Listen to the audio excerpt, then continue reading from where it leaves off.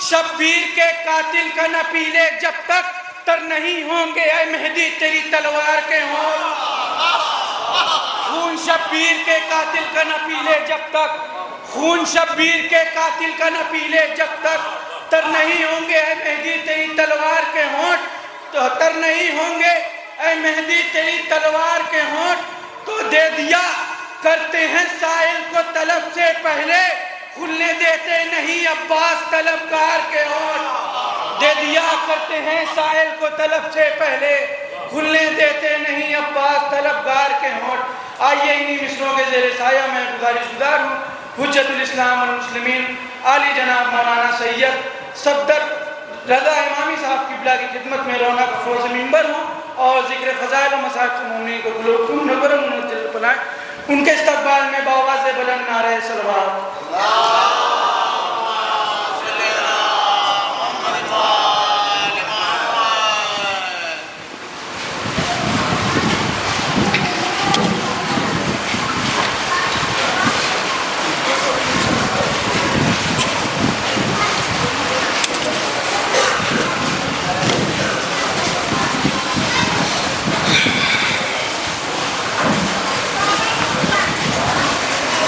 رحم اللہ والقرآن الفاتح۔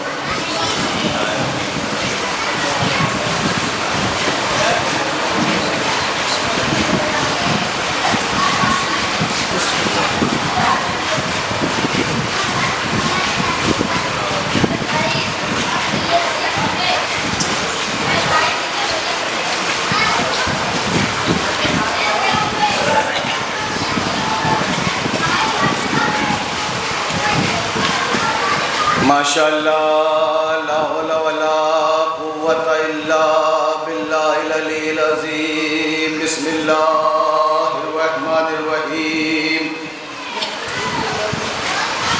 الحمدللہ رب العالمین وبارئ الخلائق اجمعین، العاقبۃ لأہل التقوی والیقین، الصلاۃ والسلام علی سید الانبیاء والمرسلین، البشیر النذیر وسراج المنیر، الطاہر الطاہر، الدر الفاخر، والبحر الزاخر، العلم الظاہر، سیدنا ومولانا شفیع ذنوبنا، طبیب نفوسنا، حبیب قلوبنا، حبیب الہ العالمین بالقاسم مصطفیٰ محمد۔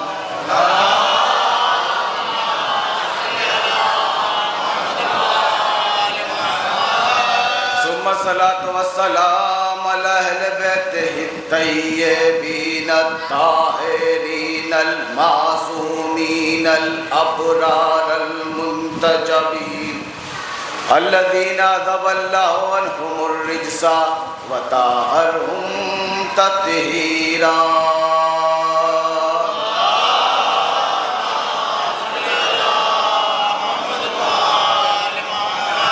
سیما بقیت اللہ العظم روحی وارواح العالمین لتراب مقدمہ الفدا، اجل اللہ تعالی فرجہ الشریف، ولعنت اللہ الدائمۃ العبدیۃ الباقیۃ علی اعدائہم اجمعین، وغاصب حقوقہم ومنکر فضائلہم، والشاطین فیہم والمنحرفین عنہم من یوم ظلمہم الی قیام یوم الدین۔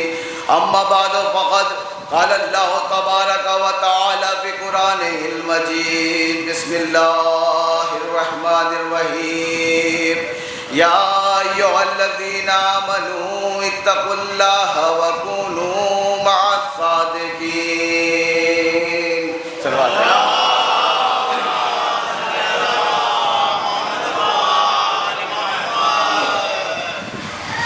عزیزان گرامی، برادران ایمانی، پہلی بار آپ کے درمیان حاضر ہوا ہوں، مگر ایسا نہیں ہے کہ آپ کی سماعتوں سے آشنا نہیں۔ ماشاءاللہ آپ کی سماعتیں پورے ہندوستان میں اپنا اثر رکھتی ہیں، کوئی آئے نہ آئے مگر آپ لوگوں تک پہنچ چکے ہیں، لہذا مجھے آپ کی سماعتوں کا پتہ ہے، اندازہ ہے۔ شروع کرتا ہوں وہ معبود حقیقی جس نے زمین کے سینے کو چاک کر کے پودوں کو نکھار، چمن کو بہار، پھولوں کو نزاکت، پھلوں کو حلاوت، جواہرات کو چمک، ستاروں کو دمک، سورج کو ضیاء، قمر کو نور، پرندوں کو حسن، چرندوں کو زیبائی، روبا کو ذکاوت، شیر کو شجاعت، انسان کو کمال اور بشر کو جمال عطا کیا۔ وہ پروردگار، وہ مالک و مختار، وہ مجیب الدعوات، وہ سریع الوعد اپنی پاک و پاکیزہ کتاب یعنی کہ قرآن مجید میں ارشاد فرما رہا ہے، اے صاحبان ایمان تقوی الہی کو اختیار کرو، وَكُونُوا مَعَ صَادِقِينَ اور سچوں کے ساتھ ہو جاؤ۔ الحمدللہ یہاں جتنے افراد بیٹھے ہیں سب نے اس آیت پہ متعدد مجلسیں سنی ہیں، اور یہاں جتنے بیٹھے ہیں آپ کے بیٹھنے کی دلیل یہ ہے کہ آپ صادقین کے ساتھ ہو چکے ہیں۔ بھئی اگر نہ ہوتے تو یہاں نہ آتے۔ تو آیت میں حکم ہے، دو تین جملے جو تمہید کے رہیں گے، آیت میں حکم ایمان لاؤ اور تقوی الہی کو اختیار کرو، اور تیسرا کونوا مع صادقین اور سچوں کے ساتھ ہو جاؤ۔ یہ تین حکم آیت کے اندر قبلہ موجود ہیں، مگر جب آپ غور فرمائیں گے تو آیت میں چوتھی چیز بھی نظر آئے گی جو بظاہر لفظوں میں نہیں ہے۔ آپ کہیں گے کیا چوتھی چیز کیا ہے؟ میں کہتا ہوں وہ چوتھی چیز ہے علم۔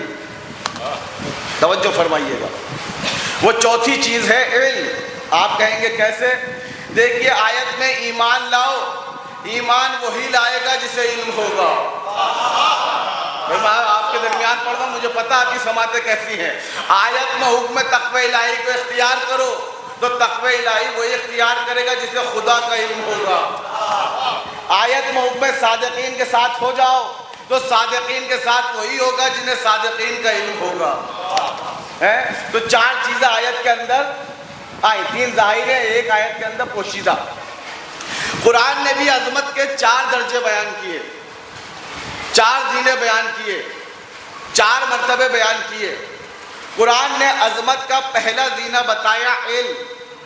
کیا آیت ہے قرآن کی کہ هل يستوي الذين يعلمون والذين لا يعلمون، وہ لوگ جو عالم ہیں وہ لوگ جو جاہل ہیں کیا وہ برابر ہیں؟ قرآن نے کہا عالم و جاہل برابر نہیں ہے، عالم و جاہل برابر نہیں ہے۔ قرآن نے پہلا درجہ دیا علم، دوسرا درجہ قرآن نے دیا ایمان، آگے بڑھ کر آواز دی افمن کان مومنا کمن کان فاسقا لا یستوون، وہ لوگ جو مومن ہیں اور وہ لوگ جو فاسق ہیں کیا وہ برابر ہیں؟ قرآن نے کہا مومن اور فاسق برابر نہیں ہے۔ کتنے درجے ہو گئے؟ دو درجے، پہلا علم دوسرا ایمان۔ قرآن پھر آگے بڑھا اور بڑھنے کے بعد آواز دی دیکھو ہم نے تم کو مختلف گروہوں میں، مختلف قبیلوں میں، مختلف خاندانوں میں، مختلف محلوں میں، مختلف شہروں میں، مختلف گھروں میں پیدا کیا، مگر کبھی اس پہ غرور نہ کرنا۔ کیوں؟ ان اکرمکم عند اللہ اتقاکم، مجھ اللہ کے نزدیک سب سے پسندیدہ وہ ہے جو صاحب تقویٰ ہے۔ سب سے زیادہ پسندیدہ کتنی آیت ہو گئی جناب علی؟ تین۔ کتنے درجے ہو گئے؟ تین۔ پہلا ایمان، دوسرا علم، تیسرا تقویٰ۔ تو تین درجے قرآن نے بیان کیے۔ پھر قرآن آگے بڑھا، قرآن نے عظمت کا چوتھا زینہ بھی بیان کیا۔ وہ کیا تھا؟ قرآن نے آواز دی فضل اللہ المجاہدین علی القائدین اجرا عظیم، کہا دیکھو ہم نے گھروں میں بیٹھنے والوں کو، اللہ کی راہ میں جہاد کرنے والوں کو فضیلت دی۔ قبلہ یہی آیت ہے نا کہ ہم نے گھر میں بیٹھنے والوں کو، اللہ کی راہ میں جہاد کرنے والوں کو کیا دی؟ فضیلت دی۔ کس پر؟ گھر میں بیٹھنے والوں کو۔ میں سوال کروں آپ سے یہ جو آیت کہہ رہی ہے کہ ہم نے گھر میں بیٹھنے والوں پر فضیلت دی اللہ کی راہ میں جہاد کرنے والوں کو، تو جہاد تو دور معصوم میں ہوتا ہے یا حکم معصوم سے ہوتا ہے؟ ہم یہی تو سمجھتے آئے ہیں، بولیے گا اگر بات پہنچے گی۔ جہاد ہم یہ سوچتے ہیں کہ دور معصوم میں ہوتا ہے یا حکم معصوم سے ہوتا ہے؟ نہیں، جب معصوم سے پوچھا گیا کہ اے فرزند رسول کیا یہ آیت ہمارے لیے نہیں ہے کہ گھر میں بیٹھنے والوں پر فضیلت دی ہے، جہاد کرنے والوں کو؟ آج ہمارے درمیان جہاد نہیں ہے، ہمارا امام پردہ غیب میں ہے، تو میرے اس وقت کے سچے امام صادق نے جواب دیا تھا جب پوچھا تھا اس آیت کا معنی کیا ہے، ہم تو اس وقت جہاد نہیں کر رہے۔ امام نے کہا تم نے جہاد سمجھا ہی نہیں ہے، تم نے جہاد فقط تلوار کا سمجھا ہے۔ جہاد تلوار کا بھی ہوتا ہے اور کردار کا بھی ہوتا ہے۔ جہاد تلوار کا بھی ہوتا ہے، جہاد کردار کا بھی ہے۔ تو خدا کی قسم اگر اس جملے سے میرے قریب نہ آئے تو میں سمجھوں گا شاید بات نہ پہنچا سکا آپ تک۔ دیکھیے گا جہاد تلوار کا بھی ہوتا ہے، جہاد کردار کا بھی ہوتا ہے، جہاد کردار کا بھی ہوتا ہے۔ اب آپ سمجھ میں آیا؟ اگر کوئی مجلس کی آواز سن کر گھر میں بیٹھا رہے تو گھر میں بیٹھنے والا ہے، فرش اعضاء تک آ جائے تو جہاد کرنے والا۔ صلوات پڑھ محمد و آل محمد پر۔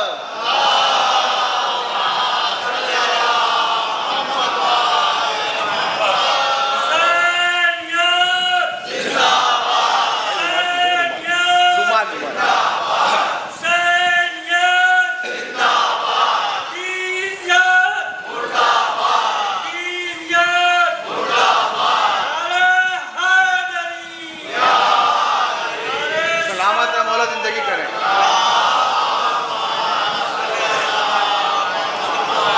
دیکھیے ایک جملہ پڑھ کے پھر میں اپنے موضوع پر آ رہا ہوں۔ میں ایک جگہ خمسہ پڑھ رہا تھا۔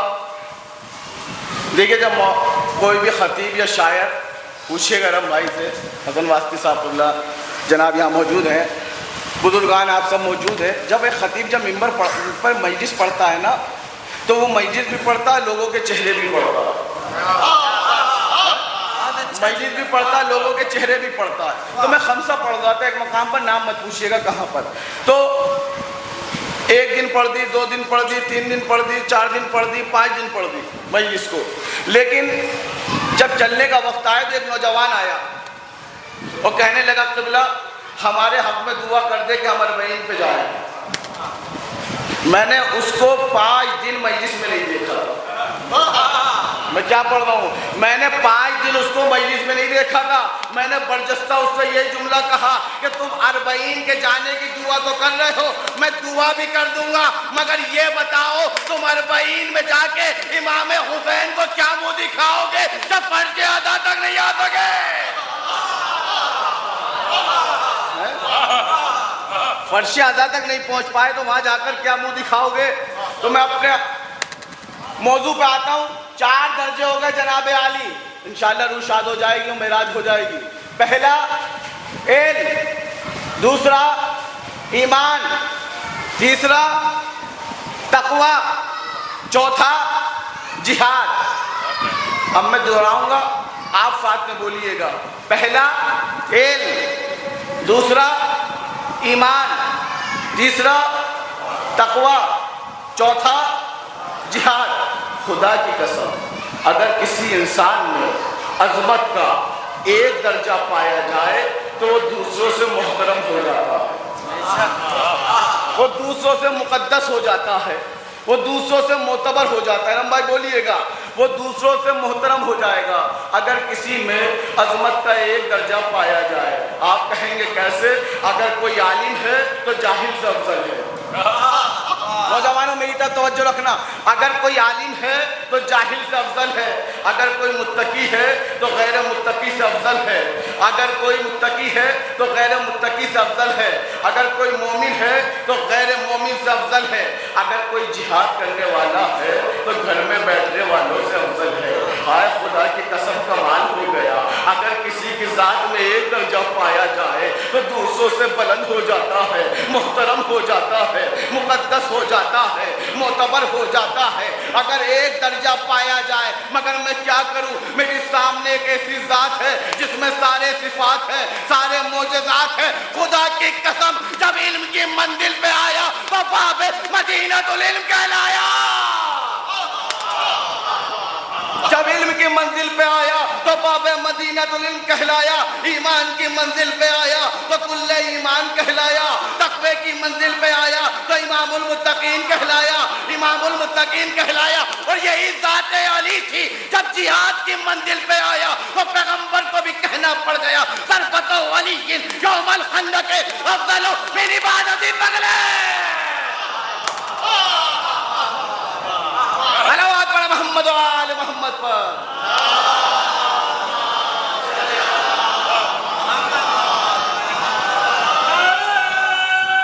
سب ہاتھوں کو بلند کر کے بولیے گا۔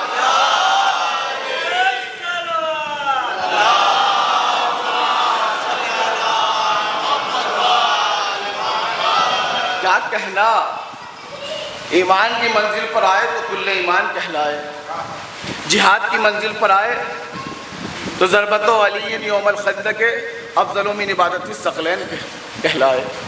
صلوات پڑھے محمد و آل محمد پر۔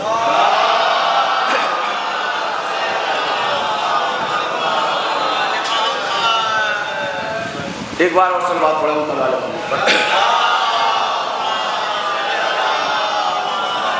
آواز چھوڑنا پڑے گا۔ تو آپ میری طرف توجہ رکھیے گا۔ علم کی منزل پر آئے تو کل ایمان کہلائے، باب مدینۃ العلم کہلائے۔ ایمان کی منزل پر آئے تو کل ایمان کہلائے۔ میری طرف توجہ رکھیے، جو جا رہے ہیں وہ کسی مقصد کے تحت جا رہے ہیں، وہ واپس آ جائیں گے۔ جہاد کی منزل پر آئے تو ضربۃ علی یوم الخندق افضل من عبادت الثقلین کہلائے۔ لوگ ہم سے کہتے ہیں مولانا صاحب آپ کی ہر بات علی کے لیے، قرآن کی ہر آیت علی کے لیے۔ میں نے کہا یاد رکھنا، قرآن میں فضیلت کی وہ آیت ہی نہیں ہے جو ذات علی کے لیے نہ ہو۔ بھائی آپ مجلس سے سننے والا مجمع ہے، یہ مولائی مجمع ہے، ولایتی مجمع ہے۔ میں نے کہا قرآن میں وہ آیت ہی نہیں فضیلت کی جو ذات علی کے لیے نہ ہو۔ کہنے لگے قرآن میں علی کا نام تو نہیں ہے۔ بھائی سوال ہوتا ہے نا، کہا قرآن میں علی کا نام تو نہیں ہے۔ میں نے کہا بھائی اپنی تم نے قرآن کو سمجھا نہیں ہے۔ قرآن صفت بیان کرتا ہے، موصوف کو بیان نہیں کرتا۔ قبلہ تشریف فرما ہے۔ قرآن صفت بیان کرتا ہے، موصوف کو بیان نہیں کرتا۔ موصوف کو بیان کرتی ہے تاریخ۔ یہ آیت کس کے لیے، کیسے، یہ بیان کرے گی تاریخ، یہ بیان کرے گی تفسیر۔ قرآن صفت بیان کرتا ہے، موصوف کو بیان نہیں کرتا۔ قرآن اشارے دیتا، مشار الیہ کو بیان نہیں کرتا۔ قرآن صفت بیان کرتا، نام نہیں لیتا۔ میں نے کہا بھائی ہر آیت فضیلت کے لیے ہے۔ کہنے لگے کیسے کہہ رہے ہیں؟ میں نے کہا ابھی تمہارے لیے آیت پڑھی ہے میں نے۔ کہنے لگے کیا پڑھی؟ میں نے کہا هل يستوي الذين يعلمون والذين لا يعلمون، وہ لوگ جو عالم ہیں، وہ لوگ جو جاہل ہیں، وہ برابر نہیں ہیں۔ میں نے کہا یہ آیت علی کے لیے تھی۔ بولیے گا اگر میری بات پہنچ جائے۔ کہنے لگے، میں نے کہا یہ آیت علی کے لیے تھی۔ کہنے لگے کیسے تھی؟ علی کا نام تو نہیں آیا۔ میں نے کہا نام نہیں آیا ہے، قرآن نے صفت بیان کر دی ہے، موصوف تاریخ بیان کرے گی، موصوف تاریخ بیان کرے گی۔ کہنے لگے تاریخ کیسے بیان کرے گی؟ میں نے کہا خود تلاش کرو کہ کون تھا جو زندگی بھر کہتا رہا اگر علی نہ ہوتے تو میں ہلاک ہو جاتا۔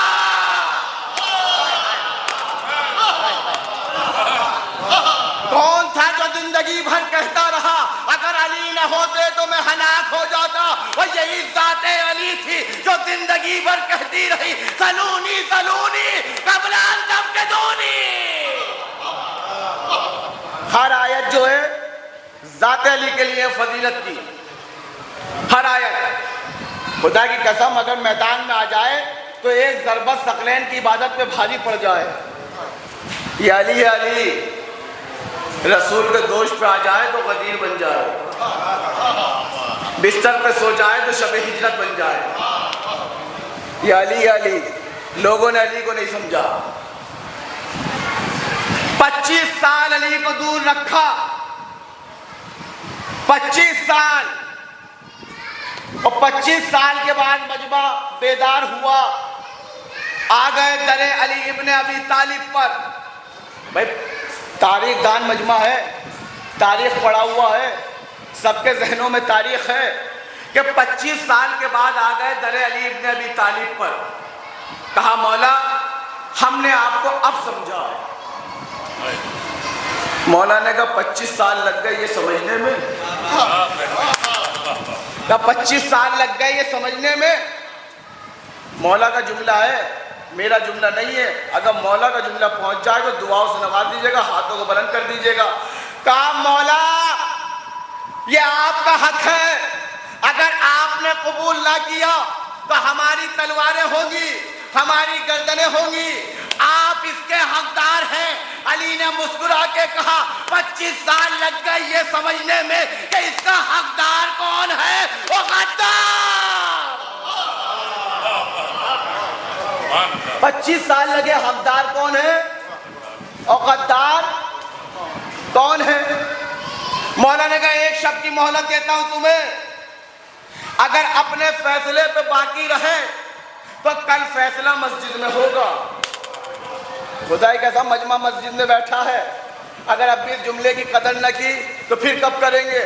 علی نے کہا اگر فیصلے پہ باقی رہے، بھائی پیچھے والے نوجوان بولنا کہ آپ مسجد میں بیٹھے تو جملہ آپ تک پہنچے گا۔ کہ علی نے کہا اگر اپنے فیصلے پہ باقی رہے تو کل فیصلہ مسجد میں ہوگا۔ علی نے اپنے ظاہری پہلے ہی مرحلے میں بتا دیا حکومت کے کہ یاد رکھنا ہم آل محمد کی بات اپنے گھر کی نہیں ہوتی ہے، اللہ کے گھر کی، ہمارے گھر کی بات نہیں ہوتی بلکہ اللہ کے گھر کی۔ مولا نے دروازہ کھولا صبح، کیا دیکھا؟ لشکر وہی جمع ہوا، لوگ وہی پڑے ہوئے۔ بھئی 25 سال کے بعد جاگے ہیں، کیسے سو جائے؟ سب وہی پہ۔ مولا نے دروازہ کھولا کہ موجود ہو، بیت الشرف میں گئے۔ ازبق ابن نباتہ کہتے ہیں علی سالم میں گھر سے باہر آئے، متعمماً بامامت رسول اللہ، متقلداً بسیف رسول اللہ، متنالاً بنال رسول اللہ، متقبباً بقبائے رسول اللہ۔ علی سالم میں گھر سے باہر آئے، نبی کا امامہ علی کے سر پہ تھا، نبی کی قبا علی کے دوش پہ تھی، نبی کی ردا علی کے پر میں تھی، نبی کی تلوار حمائل کمر میں تھی، نبی کی جوتیاں پیروں میں تھی، رسالت اور امامت کے قدموں سے چلتے ہوئے، خدا کی قسم میں لے آیا آپ کو جہاں لانا تھا، رسالت اور امامت کے قدموں سے چلتے ہوئے علی پہنچے مسجد میں۔ جیسے ہی لوگوں نے علی کو آتے دیکھا، نگاہوں سے ان کو اٹھایا، علی، دوسرے کو دیکھا، بھائی علی، علی، علی، سمجھ میں آتا ہے 25 سال کے بعد علی آ رہے ہیں۔ 25 سال کے بعد، دیکھیں میرا مزاج سمجھ میں آئے گا آپ کو دھیرے دھیرے، کہ 25 سال کے بعد علی آ رہے ہیں۔ علی سے نظر ہٹی تو ممبر کو دیکھا، علی ممبر، علی ممبر۔ علی کو دیکھنا سمجھ میں آتا ہے، یہ ممبر کو کیوں دیکھا؟ میرے ساتھ ہے، میری بات پہنچ رہی ہے نا؟ علی کو دیکھنا سمجھ میں آتا ہے جناب علی، یہ ممبر کو کیوں دیکھا؟ کہنے لگے وہ بات دراصل یہ ہے، نبی کے جانے کے بعد جو بھی ممبر پہ گیا نا، وہ نبی کے مقام پہ نہیں بیٹھا، ایک زینہ نیچے آیا۔ بھیا مولائی مجمع ہے، ولایتی مجمع، مجلسی مجمع ہے، کہ علی کی جگہ پہ، نبی کی جگہ پہ نہیں بیٹھا، ایک زینہ نیچے آیا۔ تو اس کے بعد کوئی گیا تو وہ نبی کے بھی مقام کو چھوڑا، ایک زینہ اور چھوڑا، ایک زینہ نیچے آئے۔ اس کے بعد کوئی گیا کہ نبی کے مقام کو چھوڑا، ایک زینہ چھوڑا، دوسرا زینہ چھوڑا، تیسرے زینے پر آئے۔ خدا کی قسم یہ زینے نیچے نہیں آ رہے ممبر کے، یہ اسلام نیچے آ رہا تھا۔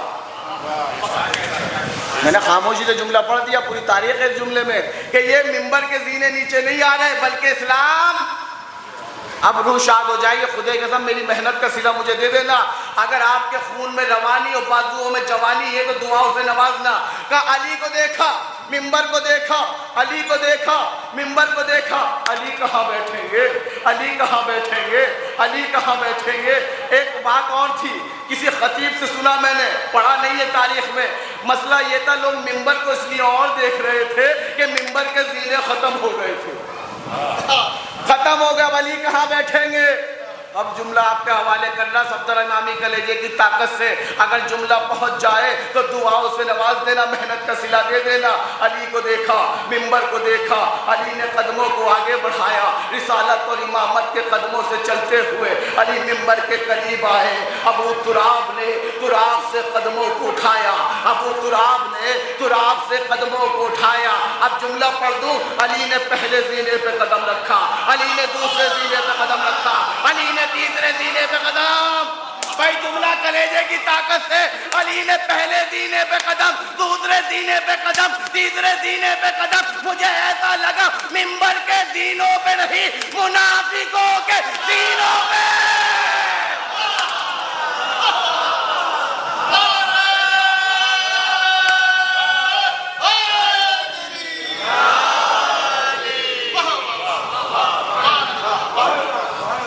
منبر کے زینوں پہ قدم، ایسا لگا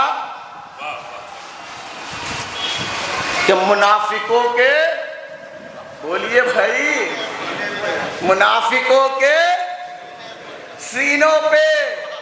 ایک صاحب کہنے لگے 25 سال کے بعد علی آئے تھے، موقع ملا تھا تو علی کو منبر پہ بیٹھ کے کہنا چاہیے تھا، سب کچھ بیان کرنا چاہیے تھا، میرا حق لے لیا، میرا حق چھین لیا، موقع ملا تھا تو علی بولے کیوں نہیں؟ میں نے کہا تو نے علی کو سمجھا ہی نہیں، نہ علی کے پہلے خطبے کو سمجھا۔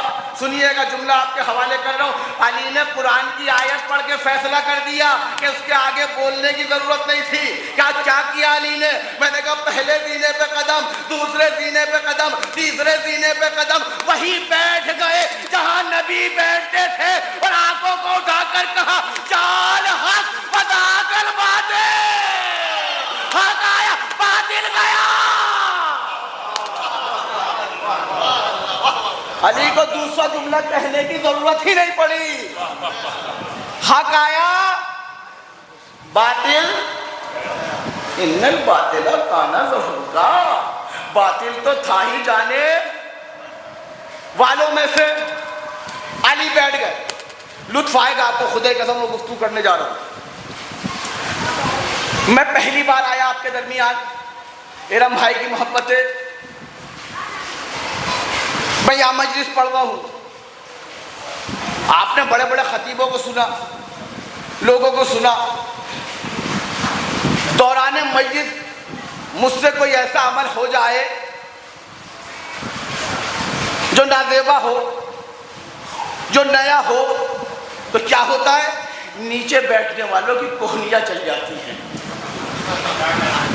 اشارے ہونے لگتے ہیں، آپ خاموش ہو، خدا کی قسم اب تو ہم اشاروں میں غیبتیں کرتے ہیں، ہاں اشاروں میں غیبتیں کرتے ہیں، آنکھوں میں غیبتیں کرتے ہیں۔ علی جا کے بیٹھے نبی کے مقام پر، کوئی نہیں بیٹھا، لوگوں نے چیمے گوئیاں شروع کرنی، بولنا شروع کیا، علی کو دیکھو نبی کے مقام پر، علی کو دیکھو نبی کی جگہ پر، علی کو دیکھو نبی کے درجے پر، یہ باتیں کر رہے تھے، اللہ علی نے سنا۔ میں نوجوانوں خاموشی کو توڑنا، دعاؤں کا صلہ دینا، میری محنت۔ منبر پہ جا کے بیٹھ گئے، فلاں نے احترام کیا، فلاں نے احترام کیا، فلاں نے احترام کیا، یہ آوازیں علی کے کانوں میں آئی۔ ایک بار نگاہیں اٹھائی، کہا کیا بکتے ہو، کیوں مرتے ہو؟ تم کہتے ہو میں وہاں پہ بیٹھا جہاں نبی بیٹھتے تھے، جہاں نبی بیٹھتے تھے، جہاں نبی بیٹھتے تھے، تم نے علی کو نہیں پہچانا۔ ہائے ہائے ہائے ہائے، ایسے سنو گے مجلس کو، تم نے علی کو نہیں پہچانا، تم نے علی کی معرفت حاصل نہیں کی۔ کیا کہتے ہو میں وہاں بیٹھا جہاں نبی بیٹھتے تھے؟ یہ لکڑیوں کا کا بنا ہوا منبر ہے جس پہ نبی جلوہ فگن ہوا کرتا تھا. مجھ علی کو پہچانو، میرے قدم مہر نبوت میں.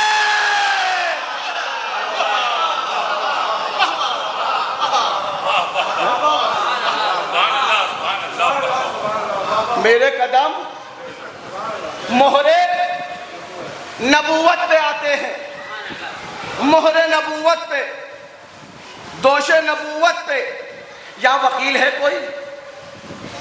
بتائیے، ہاتھ اٹھائیے.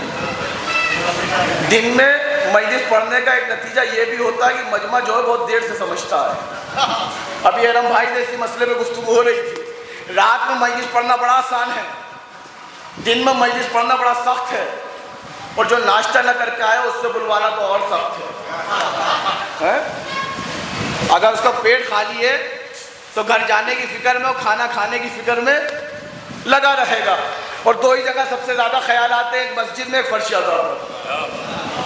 دو جگہ. دیکھیں اگر کوئی ہمارے اس فرش کی، یہ ہمیں عزتیں ملی ہیں اس فرش سے کہ جو بھی اس فرش پہ آتا ہے وکیل آل محمد بن جاتا ہے. ہائے ہائے ہائے ہائے، کیا کہہ دیا. جو بھی اس فرش پہ آ گیا وکیل آل محمد بن گیا. تو اب میں جملہ آپ کے حوالے کر رہا ہوں. دیکھیے، اقرار العقلاء علی انفسہم جائز. مدعی اگر کسی چیز کا اقرار کر لے تو اس پہ سزا اور جزا لاگو ہوتی ہے. کیا مطلب سزا اور جزا؟ مثال کے طور پہ میرے ہاتھ میں چاقو ہے، قبلہ کپڑوں پہ خون ہے، تو کیا ہوا؟ میرا عمل بتا رہا ہے کہ میں قاتل ہوں. خدا کی قسم جتنی تمیز میں محنت کر رہا ہوں نا اس جملے کو پہنچانے کے لیے، جہاں جہاں میں نے پہنچایا ہے، پورے ہندوستان میں خطابت کر رہا ہوں اس وقت، جہاں جہاں میں نے جملہ پڑھا ہے مومنین نے مجلس کے درمیان بھی اور بعد مجلس کی دعاؤں سے نوازا. وہ جملہ پڑھنے جا رہا ہوں کہ اگر میرے ہاتھ میں چاقو، کپڑوں پہ خون، تو پتہ چلا میرا عمل بتا رہا میں قاتل ہوں. یا میں تھانے جا کر کہہ دوں کہ میں نے فلاں کو مارا ہے تو میں زبان سے اقرار کروں گا کہ میں قاتل ہوں. یہی بتایا علماء نے بھی. اقرار کی ہوتی ہے دو قسمیں، ایک ہوتا ہے زبان سے، ایک ہوتا ہے عمل سے. بھیا بولنا، میری آواز میں آواز ملانا. ایک ہوتا ہے زبان سے، ایک ہوتا ہے عمل سے. مثال کے طور پہ میں مسجد سے نکلا، قبلہ ملے، کہا مولانا کہاں سے آ رہے ہو؟ میں نے کہا نماز پڑھ کے آ رہا ہوں. زبان سے اقرار کر لیا میں نمازی ہوں. ایک بار ایسا ہوا کہ ظہر میں دیکھا میں مسجد سے نکل رہا ہوں، مغرب میں دیکھا میں مسجد سے نکل رہا ہوں، فجر میں دیکھا میں مسجد سے نکل رہا ہوں. تو میں نے زبان سے نہیں کہا، لوگوں نے سمجھ لیا کہ مولانا نمازی ہیں. دیکھیے مولانا ہوتے ہی نمازی ہیں. میری مجبوری ہے کہ میں اپنے اوپر مثال دے رہا ہوں. ایک جگہ مجلس پڑھا تھا، نیچے ایک صاحب بیٹھے تھے، میں نے ان کو اوپر مثال دے دی کہ جناب مسجد سے نکل رہے تھے فجر میں، ظہر میں، عشاء میں، اور مجمع ہنس رہا تھا. منہ پہ الٹا پڑ گیا. پتہ چلا جناب عالی کبھی مسجد ہی نہیں جاتے تھے. تو میں نے اس دن سے تہیہ کیا کہ میں اپنے اوپر ہی ایسی مثالیں دے دوں گا. وہ جناب مسجد ہی نہیں جاتے تو مجھ پہ بھاری پڑ گیا. کہ دیکھیے اقرار کی ہوتی ہے دو قسمیں. خدا کی قسم خاموشی کو توڑ دینا، آوازوں کو بلند کر دینا. کہ اقرار کی ہوتی ہے دو قسمیں، ایک ہوتا ہے زبان سے، ایک ہوتا ہے عمل سے. علی بیٹھے نبی کے مقام پر، یہاں زبان کی بات نہیں ہے بلکہ دو عمل ہے. خدا کی قسم کون پہنچا ہے کون نہیں پہنچا مجھے نہیں پتا. یہاں پہ زبان کی بات نہیں ہے بلکہ دو عمل ہے. دو. کوئی نبی کے مقام پہ نہیں بیٹھا، علی بیٹھے ہیں تو دو عمل ہے. دو. کوئی بھی نبی کے مقام پہ نہ بیٹھ کر دنیا کو بتا رہا ہے ہم نبی کی جانشینی کے لائق نہیں ہے. علی بیٹھ کے بتا رہا میں تو جانشین ہے. کوئی بیٹھ کے نہ بتا رہا ہے کہ ہم لائق نہیں ہیں. علی بیٹھ کے بتا رہا میں ہی تو اس کا جانشین ہوں. یہ اعتراف تھا عملی، لوگوں نے اپنے عمل سے کیا. اچھا بتائیے آپ کے گھروں میں قرآن ہے؟ سب کے گھروں میں بس افسوس یہ اس بات کا ہے کہ ہمیں پڑھنے کی توفیق کم ہوتی ہے، بہت کم توفیق ہوتی ہے۔ دیکھیے میں کچھ باتیں کڑوی کرتا ہوں بیچ میں، سبھی میٹھا میٹھا کہنے لگیں گے تو کڑوا کڑوا کون کہے گا؟ اور اگر کسی کو برا لگتا ہے تو میں ممبر سے کہتا ہوں بھائی برا لگے تو لگے، اس لیے کہ حق ہمیشہ کڑوا ہوتا ہے۔ حق ہمیشہ، قرآن کو اٹھانا بھی چاہیے، قرآن کو پڑھنا بھی چاہیے۔ گرد جم گئی ہے قرآنوں پر لوگوں کے گھروں میں، تو میں دعا کرتا ہوں پروردگار جو قرآن کے اوپر گرد جمی ہے وہ بھی صاف ہو جائے، جو دلوں پہ گرد جمی ہے وہ بھی صاف ہو جائے۔ سنیے گا، قرآن ہے، اگر آپ قرآن کے اوپر کوئی انگلش کی کتاب رکھ دیں، یہ قرآن کا احترام ہے؟ نہ ایسے نہیں بھیا، احترام ہے، احترام ہے۔ ادھر کا مجمع بڑا خاموش ہے بھائی، احترام ہے؟ منہ زبان ہی بولو بھائی، گھبرا کے کیوں بولتے ہو؟ کیا کوئی توپ لے کے بیٹھا ہے، گن لے کے بیٹھا ہے، کچھ اور لے کے بیٹھا ہے؟ گھبرا کیوں رہے ہو؟ احترام ہے؟ نہیں ہے؟ ٹھیک ہے، انگلش کی چھوڑیے، اردو تو ہماری زبان ہے۔ اگر کوئی بچہ قرآن کے اوپر اردو کی زبان رکھ دے، اردو کی کتاب رکھ دے، قرآن کا احترام ہے؟ آپ مسکرا بھی رہے ہیں، گردن ہلا بھی رہے ہیں، تھوڑا سا لبوں کو اور ہلا دیجیے گا زبان کو، کیا یہ احترام ہے؟ کیا احترام نہیں ہے؟ کہ قرآن کے خلاف ہے ادب کے کہ کوئی دوسری کتاب رکھی جائے؟ میں نے کہا چھوڑیے اردو کو، عربی تو بڑی معتبر زبان ہے، اگر کوئی قرآن پہ عربی کی کتاب رکھ دے، کیا یہ قرآن کا احترام ہے؟ کہنے لگے قبلہ یہ قرآن کا احترام نہیں ہے، یہ قرآن کے ادب کے خلاف ہے۔ اب جملہ کہوں، خاموشی کے ساتھ کہوں گا، اگر کوئی قرآن کو اردو کی کتاب رکھے تو یہ قرآن کے خلاف ہے، ادب کے خلاف ہے۔ عربی کی کتاب رکھ دے تو ادب کے خلاف ہے، قرآن کے خلاف ہے۔ مگر وہی کوئی انسان یا کوئی بچہ قرآن کے اوپر قرآن رکھ دے،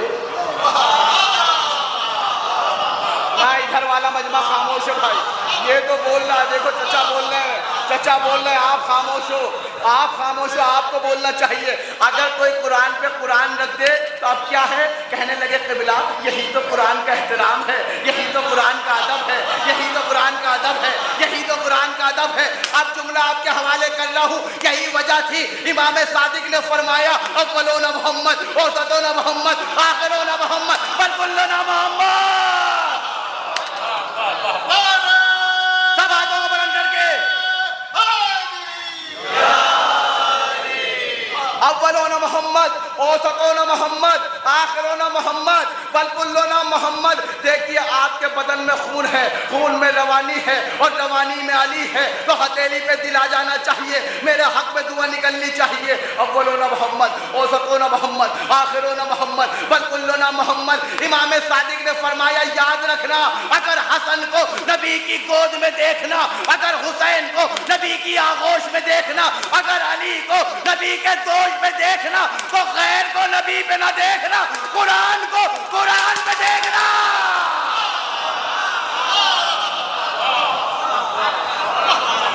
صلوات پر محمد و آل محمد پر۔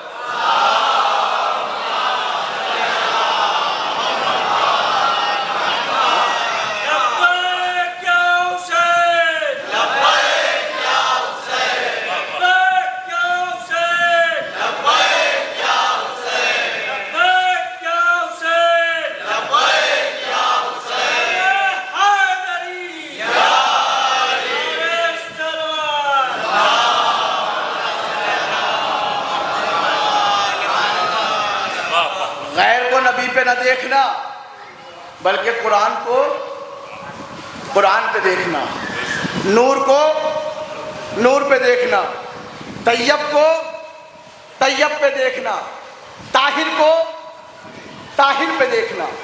یہ نبی پہ کوئی غیر نہیں آیا، لیکن لوگوں نے نبی کو نہیں پہچانا تو آل نبی کو کہاں سے پہچانیں گے؟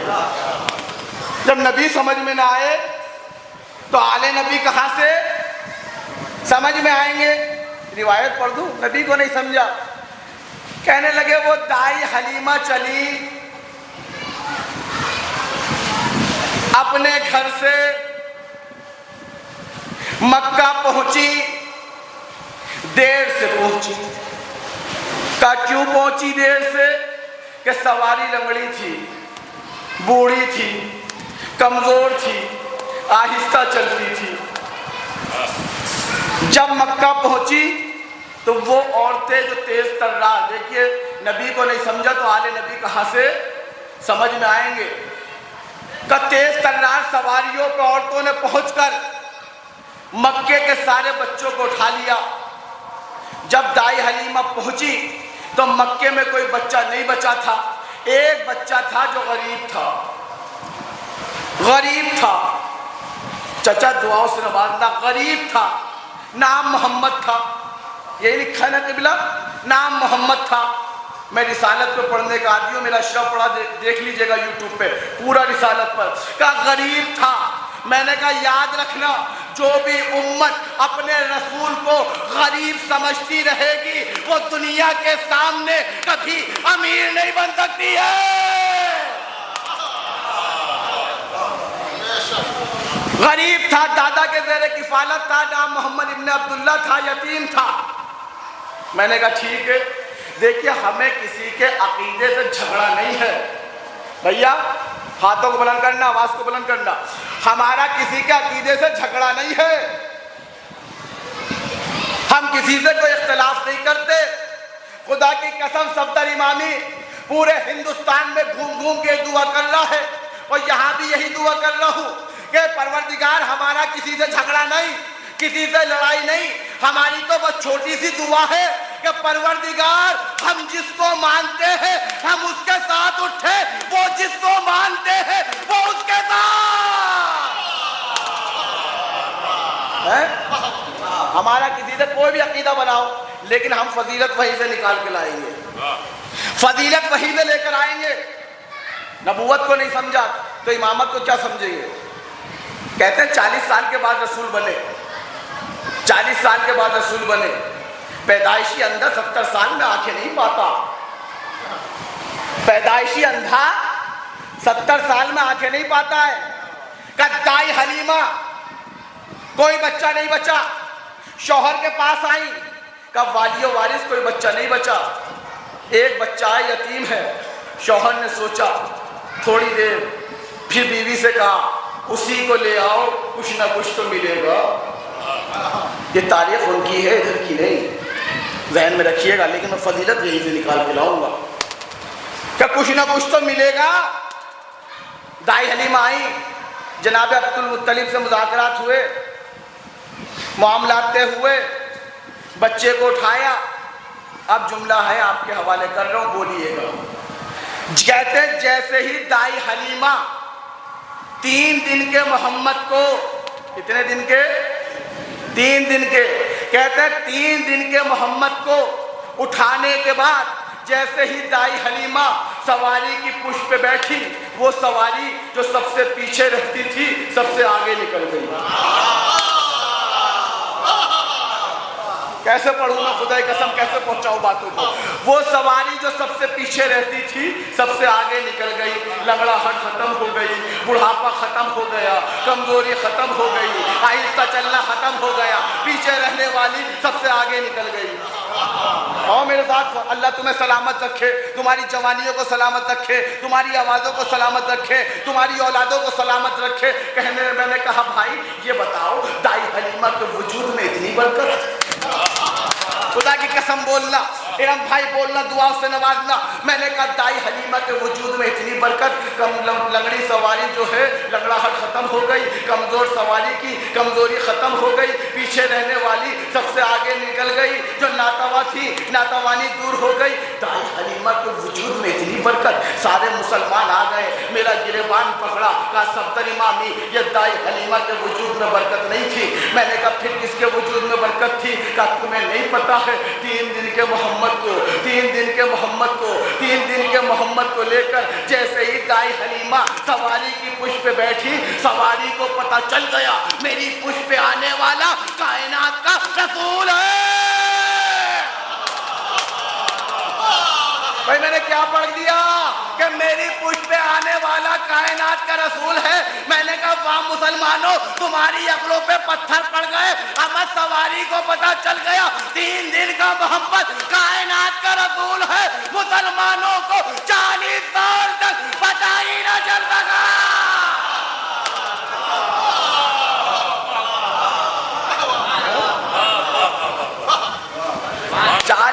تک پتہ ہی نہ چل سکا محمد رسول ہے. بس آخری بات پڑھوں گا, بات کو مکمل کروں گا, کہ پتہ ہی نہ چل سکا محمد رسول ہے. بولیے آخری بات ہے یا نہیں ہے؟ دیکھیے جس وقت, آخری بات ہے, بڑی قیمتی بات, جس وقت دائی حلیمہ نے پیغمبر کو اٹھایا تو آپ کے ذہن میں دو باتیں تھیں. بڑی قیمتی بات پڑھ دو. آپ کے ذہن میں دو باتیں تھیں. ایک تھی مجبوری, کوئی بچہ نہیں بچا تھا. ایک تھی مزدوری کہ کچھ نہ کچھ ملے گا. بھیا جو وہاں بیٹھے دروازے کے پاس وہیں سے آوازوں میں آواز ملا دے تو میری محنت جو ہے مجھ تک پہنچ جائے گی. کہ دائی حلیمہ نے جب پیغمبر کو اٹھایا تو آپ کے ذہن میں دو باتیں تھیں. ایک تھی مجبوری, ایک تھی مزدوری. ایسا نہیں, میں خود بھی پڑھتا ہوں, مجمع سے بھی پڑھواتا ہوں, اسی جملے کو دہراتا رہوں گا. جب دائی حلیمہ نے پیغمبر کو اٹھایا تو آپ کے ذہن میں دو باتیں تھیں. ایک تھی مجبوری, دوسری تھی, ایک تھی مجبوری, دوسری تھی, ایک تھی مجبوری, دوسری تھی مزدوری. اب خدا کی قسم روح شاد ہو جائے گی, فرش پہ بیٹھ کے عرش کا احساس ہوگا. میں نے کہا اچھا یہ بتاؤ دائی حلیمہ کا کلمہ کہاں لکھا ہے, اسلام کہاں لکھا ہے, ایمان کہاں لکھا ہے, کس کتاب کو ماننے والی تھی, کس شریعت پہ عمل کرنے والی تھی, کس نبی کی کس کتاب کی عاملہ تھی, کس نبی کی شریعت پہ عمل کرنے والی تھی. آپ کا دین کیا تھا, آپ کا ایمان کیا تھا, آپ کا اعتقاد کیا تھا, آپ کی کتاب کیا تھی, آپ کا نبی کیا تھا, آپ کا رسول کیا تھا. تمام مسلمان ایک زبان ہو کر, چچا بولیے گا, تمام مسلمان ایک زبان ہو کر میرا گریبان پکڑ لیں گے. سب امامی تو دائی حلیمہ کا کلمہ پوچھتا ہے, تو دائی حلیمہ کا اسلام پوچھتا ہے, تو دائی حلیمہ کا ایمان پوچھتا ہے. وہ دائی حلیمہ جس نے سراج منیر کو, قمر منیر کو, طٰہٰ و یاسین کو, بشیر و نذیر کو, رحمت للعالمین کو, خاتم النبیین کو, سید المرسلین کو, رحمت للعالمین کو, سید الانبیاء کو, سید الاولیاء کو, سرور مصطفیٰ کو. بھائی بولیے گا اپنی آوازوں کو میری آواز میں ملائیے گا. جس نے سید المرسلین کو گود میں اٹھایا ہو اس کا کلمہ پوچھتا ہے, اس کا کلمہ پوچھتا ہے, اس کا کلمہ پوچھتا ہے. میں نے کہا بھیا بات جھگڑے کی نہیں ہے, بات سمجھنے کی ہے, بات لڑائی کی نہیں ہے. بولیے گا ہاتھوں کو بلند کر کے مجلس تمام ہے. میں نے کہا بات جھگڑے کی نہیں, بات سمجھنے کی ہے. وہ دائی حلیمہ جس نے مجبوری کے تحت, جس نے مزدوری کے تحت, جس نے مجبوری کے تحت, جس نے مزدوری کے تحت محمد کو گود میں اٹھایا, اس کا کلمہ پوچھنے نہیں دیتے تو وہ ابو طالب جس نے زندگی بھر بغیر مجبوری کے, بغیر مزدوری.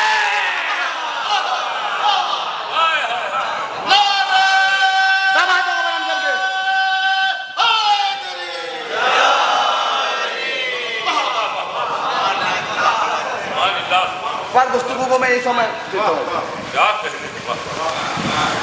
گفتگو طولانی نہیں کرنی, میں یہی سمجھتا ہوں. پڑھنا بہت کچھ تھا لیکن موقع محل نہیں ہے. آج 19 سفر ہے, کل 40 ہے. جو لوگ نہیں گئے ہیں دعا ہے پروردگار ان سب کو زیارت امام حسین نصیب فرما, ہم سب کو زیارت امام حسین نصیب فرما. کہ میرا اللہ جو نہیں گیا ہے اسے ایک بار بھیج دے, جو ایک بار جا چکا ہے اسے 2 بار بھیج دے, اور جو 2 بار جا چکا ہے اسے بار بار بھیج دے. بس ایک بات کہوں گا دوستو اور مصائب پہ آ جاؤں گا. آپ کربلا نہیں گئے نا تو دل چھوٹا مت کرو. خدا کی قسم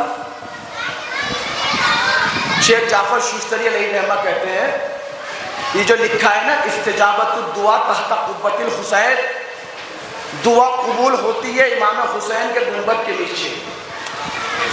ہم اسی کے لیے تو تڑپتے ہیں کہ امام حسین کے گنبد کے نیچے ایک بار پہنچ جائیں.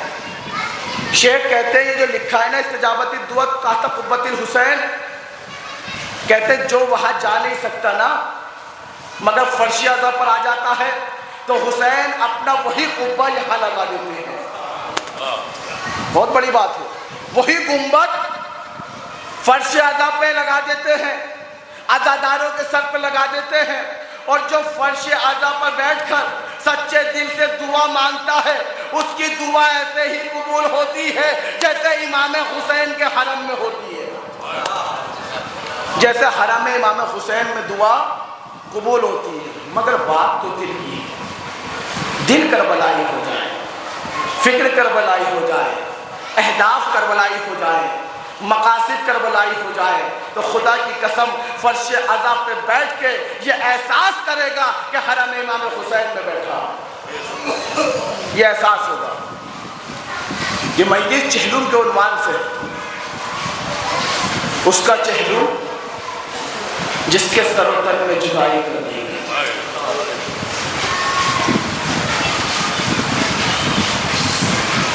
اس کا چہلم جس کے لاشے پہ گھوڑوں کو دوڑا دیا گیا.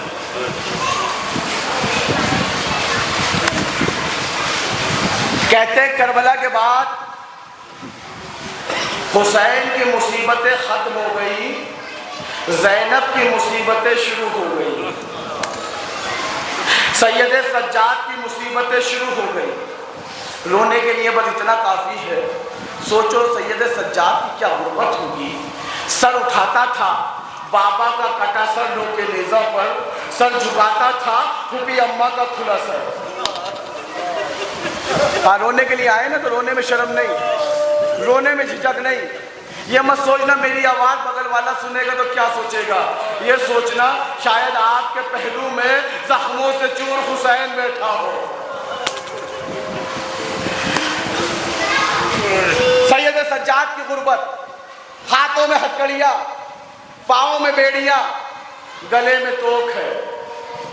امام زمانہ کا جملہ ہے نا, میرا سلام اور جد نامدار پر جس کے بدن کا گوشت زنجیریں کھا گئی. جس کے بدن کا گوشت زنجیریں کھا گئی تھی, یہ وہ عابد بیمار ہے. ایک روایت پڑھ کے میں آگے بڑھوں گا. کہتے ہیں کہ ایک مقام پر سید سجاد بیٹھے, حالت عجیب تھی. راوی کہتا پیر مولا پھیلاتے تھے, پیروں کو سمیٹ لیتے تھے, پیر دراز کرتے تھے, پیروں کو کھینچ لیتے تھے, قدم آگے کرتے تھے, قدم سمیٹ لیتے تھے. دور کھڑی 4 سال کی بچی دیکھ رہی تھی. ہاں جزاک اللہ, خدا آپ کی آوازوں پر رحمت نازل کرے. جن کی آنکھوں میں آنسو آ گئے خدا ان کی دعائیں قبول فرمائے, جن کی آنکھوں میں آنسو نہیں آئے ان کی آنکھوں میں آنسو آ جانے چاہیے. کہا دور کھڑی بہن دیکھ رہی تھی. سید سجاد کہتے ہیں میں سب کچھ بھول سکتا ہوں, اپنی بہن سکینہ کو نہیں بھول سکتا. پوچھا کیا ہوا مولا؟ کہا میں پیر پھیلاتا تھا, سمیٹ لیتا تھا, دور کھڑی بہن دیکھ رہی تھی, میرے قریب آئی. کہا بھیا سجاد میں نے پہلے بھی آپ کو دیکھا ہے بیٹھتے ہوئے, آپ کبھی پیروں کو پھیلا کے نہیں بیٹھتے ہیں, پیروں کو سمیٹ کے بیٹھتے ہیں. مگر بھیا سجاد آج کیا وجہ ہے آپ پاؤں پھیلاتے ہیں, پاؤں سمیٹتے ہیں. سید سجاد رونے لگے. کہا بہن سکینہ میں کربلا سے کوفہ سے شام پیدل چلتا ہوا آیا ہوں, میرے پاؤں میں چھالے, ارے چھالوں میں کانٹے, ارے کانٹوں کا درد مجھے بیٹھنے نہیں دیتا. جزاک اللہ, خدا آپ کی آوازوں پر رحمت نازل کرے. کہا بہن مجھے کانٹوں کا درد, کانٹوں کی شدت بیٹھنے نہیں دیتی ہے. او بہن جانتی ہو میرے ہاتھوں میں ہتکڑیاں ہیں, میں کانٹے نکالوں تو نکالوں کیسے. میری 4 سال کی بہن نے ننھے سے ہاتھ آگے کر کے کہا بھیا سجاد تیرے ہاتھوں میں ہتکڑیاں ہیں, میرے ہاتھوں میں رسیاں. جزاک اللہ. سنیں گے روایت. مولا سجاد کہتے ہیں میں سب کچھ بھول سکتا ہوں مگر اپنی بہن سکینہ کو نہیں بھول سکتا. کہا مولا پھر کیا ہوا؟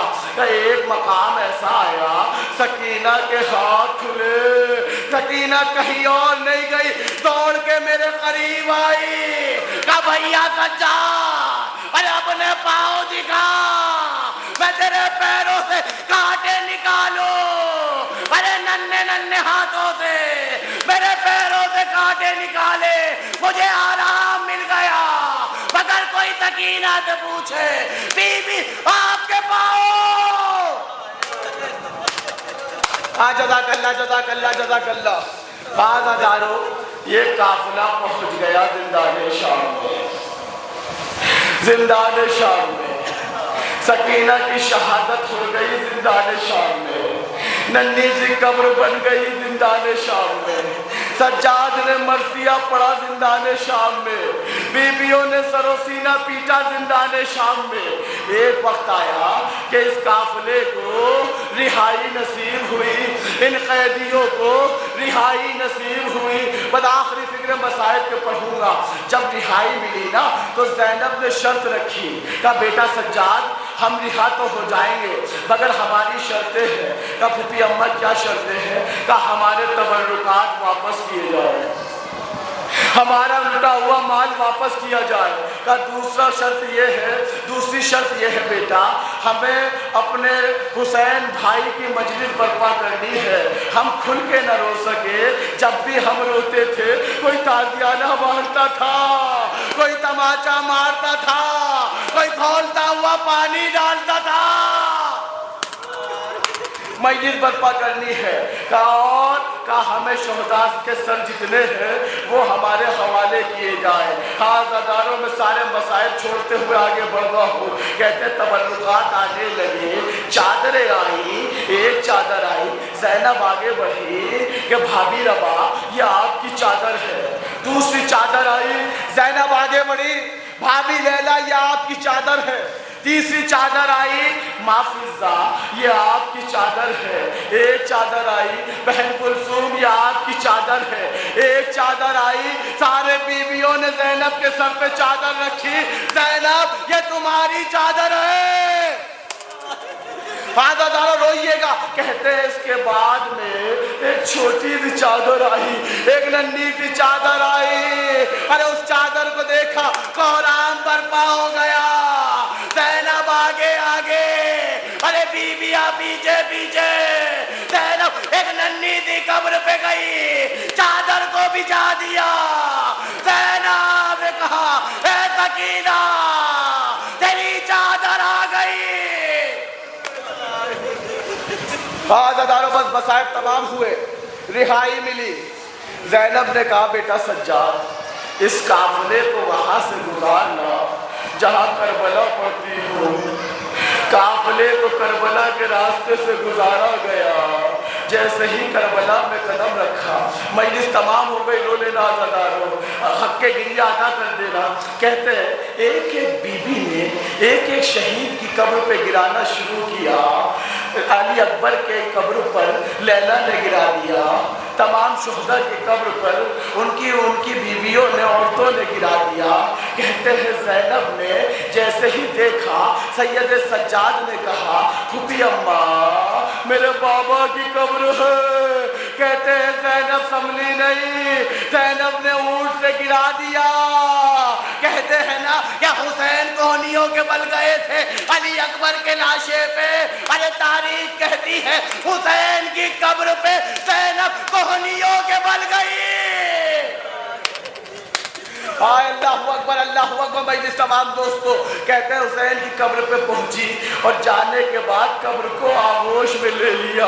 ایسا لگا جیسے کوئی بہن بھائی کی آغوش میں آ گئی ہو۔ اور زینب نے رو کر ایک جملہ کہا بھیا حسین ارے تمہارے بعد ارے تماچے لگے ہیں، ارے رسیاں بندھی ہے، ارے چادریں چھن گئی، بھیا حسین زینب شرمندہ ہے۔ تو زینب اٹھی، اٹھنے کے بعد کہا بیٹا سجاد مجھے عباس کی قبر دکھاؤ۔ رونا نہیں آ رہا، رونا نہیں آ رہا زدارو۔ کہا بیٹا سجاد بآخری فکرہ مجلس تمام ہو گئی. بیٹا سجاد مجھے عباس کی قبر دکھاؤ. عباس نے ہاتھ پکڑا, لے کر چلے ہیں, ایک قبر پہ لا کے زینب کو کھڑا کر دیا. زینب نے سجاد کو دیکھا. سجاد میں نے کہا ہے میرے عباس کی قبر دکھاؤ, یہ کس بچے کی قبر پہ لے کے آ گئے؟ سید سجاد نے کہا پھوپھی اماں یہ میرے چچا عباس کی قبر ہے. زینب تڑپ گئی, کہا میرا عباس اتنا چھوٹا نہیں تھا. بیٹا سجاد عباس کی قبر, کہا پھوپھی اماں عباس کی شہادت کے بعد ادھر کے گھوڑے ادھر, ادھر کے گھوڑے ادھر, چچا کا لاشا ٹکڑوں میں تقسیم.